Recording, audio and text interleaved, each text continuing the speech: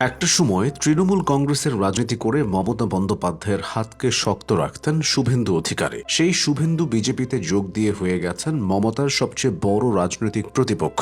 টানা 2 বিধানসভা নির্বাচনে মুখোমুখি লড়াইয়ে মমতাকে হারিয়ে দিয়েছেন তিনি। 2021 সালে হারিয়েছিলেন নন্দীগ্রাম আসনে। 5 বছর পর এসে হারালেন ভবানীপুরেও। শুভেন্দুর মাধ্যমে ওপার বাংলায় বিজেপির এখন সুবাতাস বইছে। ভারতের অভ্যন্তরীণ রাজনীতির পাশাপাশি শুভেন্দু প্রায়ই বাংলাদেশ নিয়ে কথা বলেন। তার মতে বাংলাদেশে এখনও হাসিনা বৈধ প্রধানমন্ত্রী। তিনি শেখ হাসিনার যতটা প্রশংসা করেন অন্যদের ততটাই সমালোচনা করেন। শুভেন্দুর মুখে মুসলিমদের নিয়েও অনেক আপত্তিকর কথা শোনা গেছে। ফেরা যাক তার রাজনৈতিক জীবনের আলোচনায়। তৃণমূল কংগ্রেস থেকে বিজেপিতে যাওয়া শুভেন্দু অধিকারীর রাজনৈতিক ক্যারিয়ারের সবচেয়ে আলোচিত ঘটনা 2020 সালের শেষের দিকে তিনি যখন মমতা বন্দ্যোপাধ্যায়ের দল ছেড়ে অমিত শাহের হাত ধরেন, তখন গোটা বাংলায় হইচই পড়ে গিয়েছিল। এরপর তিনি 2021 সালে বিধানসভা নির্বাচনেও চমক দেখান।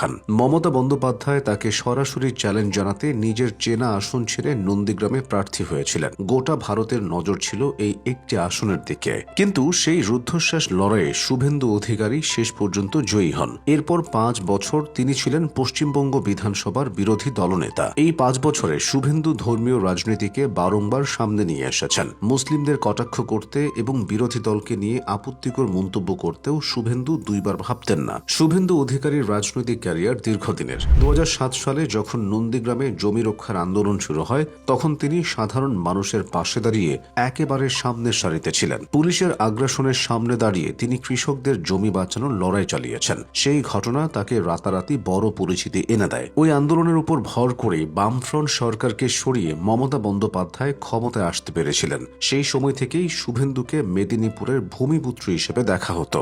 দল গোছানোর ক্ষেত্রে তার বিশেষ ক্ষমতা মমতা বন্দ্যোপাধ্যায়ের খুব পছন্দের ছিল। শুভেন্দু অধিকারীর রাজনীতির হাতে খড়ি তার বাবা শিশির অধিকারীর কাছে। শিশির অধিকারী নিজে একজন নেতা ছিলেন, তাই শুভেন্দুর রক্তে ছোটবেলা থেকেই রাজনীতি মিশে আছে। তৃণমূল ক্ষমতায় আসার পর তিনি পরিবহন ও সেচের মতো গুরুত্বপূর্ণ দফতরের মন্ত্রিত্ব সামলেছেন। কেবল নিজের জেলা নয়, বরং উত্তরবঙ্গ থেকে দক্ষিণবঙ্গ সব জায়গাতেই তার নিজের অনুসারী তৈরি হয়েছিল। তিনি তৃণমূলের যুব সংগঠনেরও বড় দায়িত্ব পালন করেছিলেন, যা তাকে রাজ্যের প্রতিটি কোণায় পরিচিতি এনে দেয়। তৃণমূল ছাড়ার পর অনেকেই ভেবেছিলেন শুভেন্দু হয়তো হারিয়ে যাবেন, কিন্তু তিনি উল্টো পথে হেঁটে নিজের অবস্থান আরও শক্তিশালী করেছেন। বর্তমানে তিনি রাজ্যে বিজেপির প্রধান পথ প্রদর্শক। দুর্নীতির ইস্যু থেকে শুরু করে আইন শৃঙ্খলা পরিস্থিতি, এতদিন প্রতিটি বিষয়ে তিনি মমতার সরকারকে কড়া ভাষায় আক্রমণ করেছেন। এদিকে বাংলাদেশে গণ অভ্যুত্থান সংঘটিত হওয়ার পর থেকে বাংলাদেশ ইস্যুতেও শুভেন্দু অনেক কথা বলেছেন, যার বেশিরভাগই নেতিবাচক। অন্তর্বর্তী সরকারকে